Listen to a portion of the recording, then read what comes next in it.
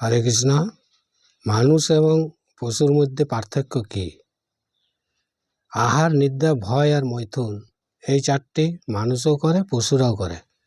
আহার আমরা ডাইনিং টেবিলে খাই, পশুরা রাস্তার ধারে খায়, কিন্তু আনন্দ একটাই।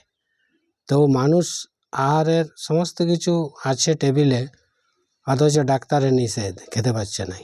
নিদ্রা পশুরাও যায়, মানুষও যায়। শুয়োররা দেখেছি কাদাতে, ওইটাই ওদের গদি। আর আমাদের মানুষদের মখমলের বিছানা তো অনেক সময় ডাক্তারের ঘুমের ওষুধ খেয়ে তাও ঘুম আসে নাই। ভয়, কুকুরকে লাঠি দেখালে পশুরা চলে যায়, তাদের নখ দাঁত ইত্যাদি দিয়ে বাধা দেওয়ার চেষ্টা করে।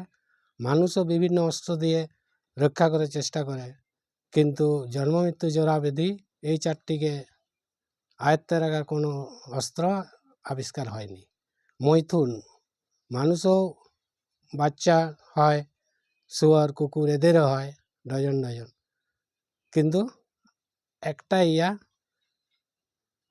এই চারটি হচ্ছে মানুষ পশুর মধ্যে কোনো পার্থক্য নেই।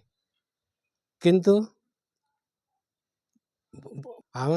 আমাদের একজন মহাপুরুষ বলেছেন যে 99% মানুষ আহার, নিদ্রা, ভয়ের মতন এই চারটি নিয়ে ব্যস্ত।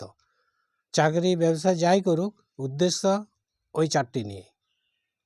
গীতায় ভগবান বলেছেন 7ম অধ্যায় 3 নম্বর শ্লোকে,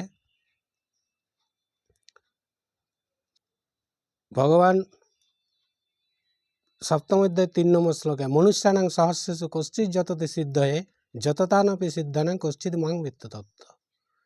অর্থাৎ হাজার হাজার মানুষের মধ্যে 2-1 জন আমি আনন্দ চাই, শান্তি চাই, কিন্তু পাই না কেন, এটি জানার চেষ্টা করে। অথত ব্রহ্ম জিজ্ঞাসা। আমরা যারা এই চারটির ঊর্ধ্বে ব্রহ্ম জিজ্ঞাসা করতে চাই, তারা পরের ভিডিওটি একটু মনোযোগ সঙ্গে শ্রবণ করুন। হরে কৃষ্ণ।